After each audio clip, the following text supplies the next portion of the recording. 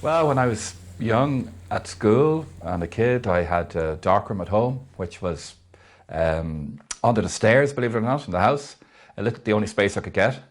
My uncle built me a shelf, and I put an enlarger on it. I had chemicals. I could barely turn around in it. It was so tight. But I found it fascinating to see the images when I developed my film and to actually make a print and see the print come up in the developer. So I was fortunate enough then when I finished school to go straight into the Evening Press, Irish Press Group as a photographic printer, where I was trained in the darkrooms there.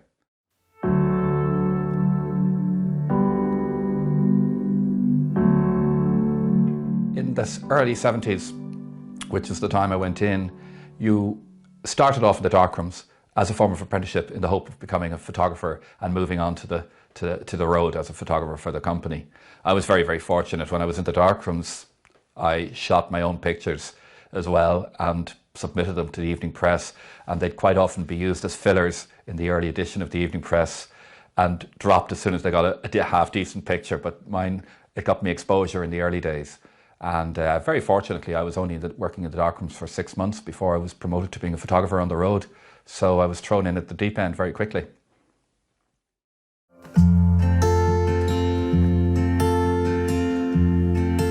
I was sent across to County Clare to photograph an artist called Fionnuala Graham about 19, 20 years ago. And it was a straightforward assignment. It was for the arts page, and she had an upcoming exhibition.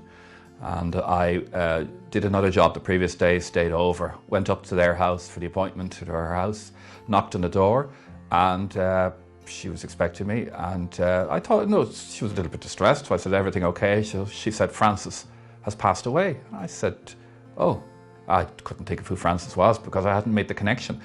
And I said, oh, well, I'm very sorry, I'll leave you be. And she said, no, we must do this picture anyway. So we went ahead and did this picture, and it turned out that Francis was her husband, who was the very famous writer, Francis Stuart.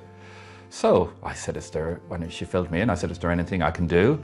She said, would you mind staying around for a little while until there will be a lot of family arriving later, but we're quite isolated here.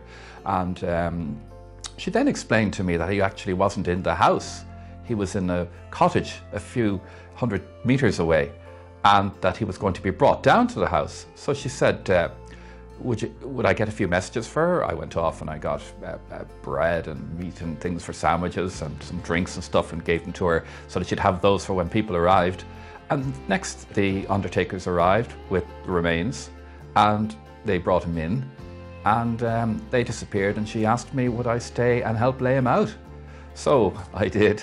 And we had him in this room, in his lovely bedroom, but it was actually quite an unusual room because it had like tapestries and books and candles, and it actually looked like a setting in the Abbey Theatre.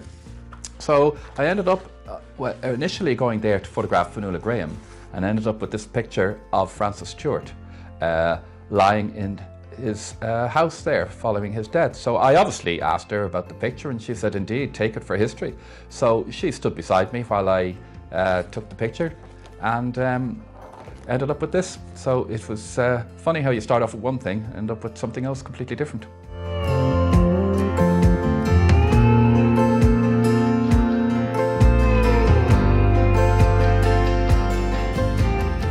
It's hard to imagine that over 40 years ago I was here photographing Phil Lynott and Thin Lizzy, following Boomtown Rats here on stage.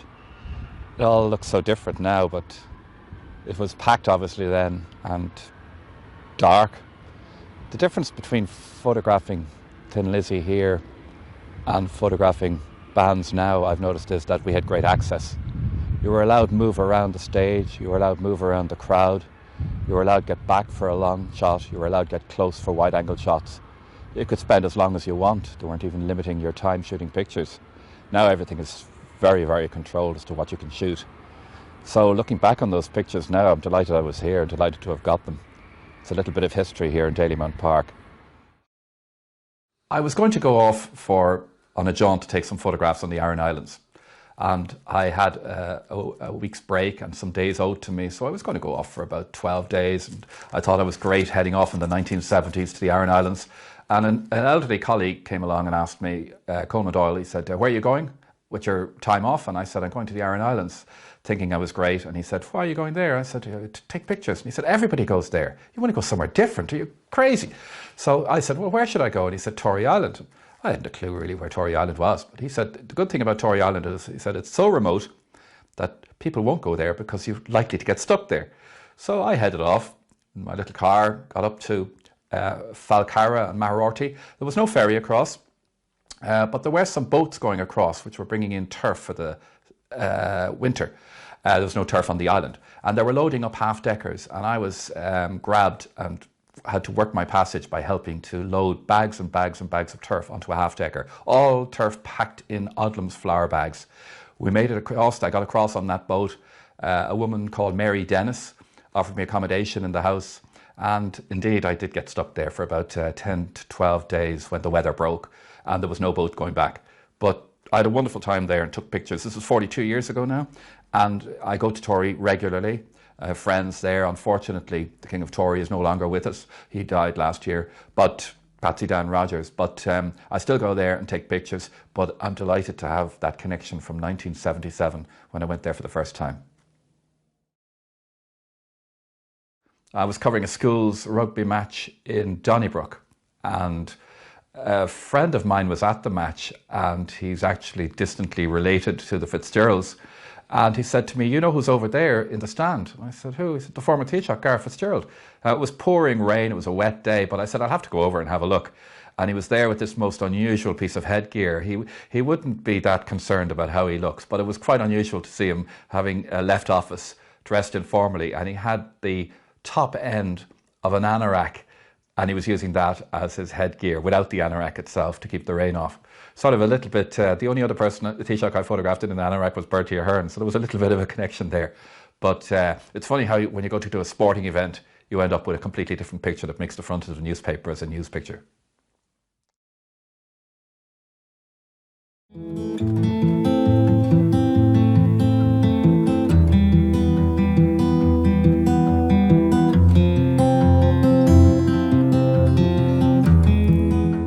Northern Ireland, of course, was raging in the 70s and 80s and 90s.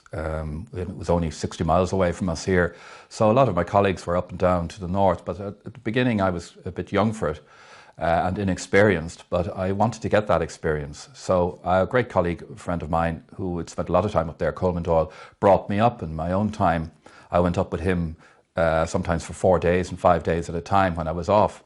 And with him looking after me, I was able to get some decent pictures out of it. But it was, you really needed to know where you were going, what you were doing, and how to handle yourself there. And I sort of learned from one of the experts, really. In fact, on one occasion there, we were covering a big march. We knew there was going to be trouble. It was on the Falls Road, and it was an anti-royalty march because the Queen actually had come over to visit Northern Ireland. And we were there at the demonstration, and we were away from all the other photographers. We were actually up at the very start of the demonstration, and everyone else was down at the area where they expected a conflict, where troops would meet the protesters. We thought we'd heard something would happen, and unfortunately for me, a couple of gunmen came around the corner and put me up against the wall, checked my ID. My colleague who was with me managed to get the pictures. I was actually outraged because I was saying, I'm missing the pictures, I'm missing the pictures. And then they went down the street and I followed them and got some pictures before they disappeared. But it was a serious business, and it was just a light-hearted moment in it, but it was very serious business to cover Northern Ireland during the Troubles. And unfortunately, a lot of people lost their lives up there during that Troubles.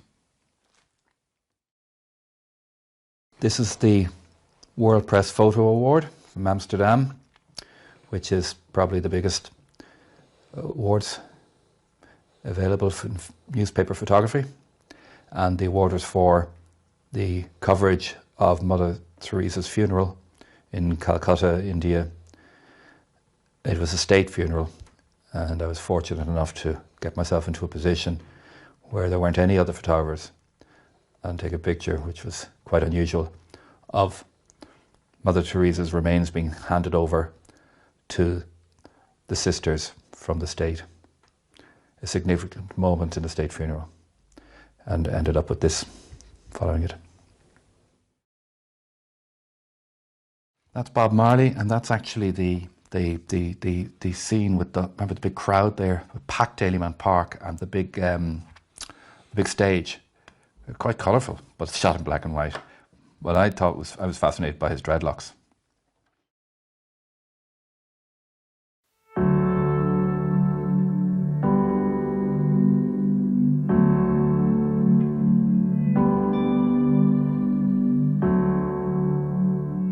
We're here in Poolbeg Street, where famous saddle maker Greer and Sons used to have their store next door to Mulligan's pub. I came in here one time to take some photographs because I heard they were closing down. In fact, it was the last day that they were open, a Friday. Spent the day with them in there shooting pictures. An icon around here, that Greer's saddler. They used to make harnesses, saddles, leather belts, and even the odd camera bag. We love the place. It's another piece of Dublin gone, but it was great to get the opportunity to take those pictures. Well, the horse fair in Smithfield was quite an attractive event because it happened once every month. I think it was the first Friday of each month, but anyway, it was once a month, and it was very free and easy. You could wander around, you could shoot pictures. There weren't really many other photographers there.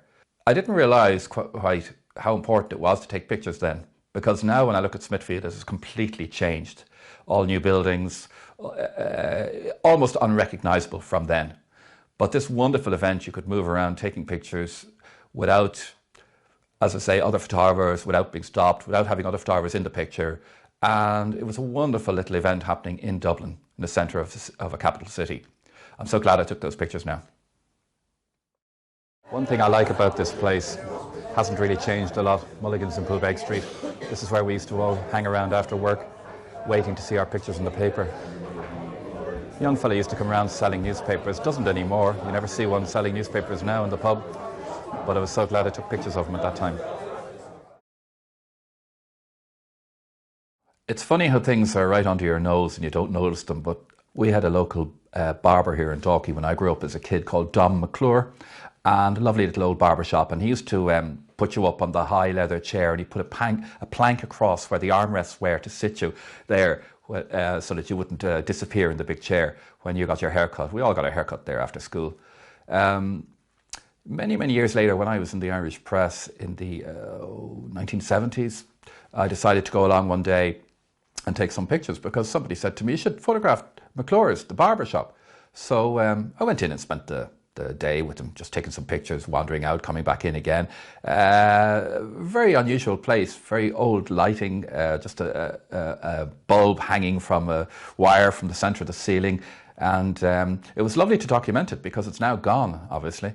And the pictures show things like the pricing on the wall, 1 shilling for a haircut, or sixpence for a child, and half a crown for a shave and a haircut or whatever. And it's lovely to have. And funny enough, his family contacted me since, and I was delighted to be able to give them some lovely prints. In fact, one of the prints I gave them, they said it amused their mother because I have him sitting in the armchair reading the evening press, and she said she was convinced that every time he went to work he did nothing but sit there reading the papers.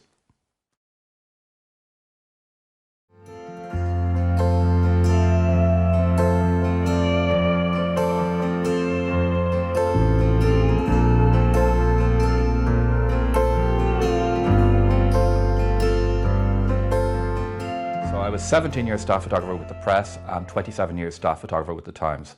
I left the Times about 3 years ago now, actually, to pursue my own projects. The reason is that the job is quite demanding and you don't get time to pursue your own projects. My projects, which wouldn't be commercially of any great interest, but I do think they have a certain amount of social history. So I'm going back to the places I photographed many years ago and rephotographing the people or whatever connection or the changes that have happened in the meantime. I also have an archive of my own negatives, my personal work, so I'm trying to file that and sort all that out now.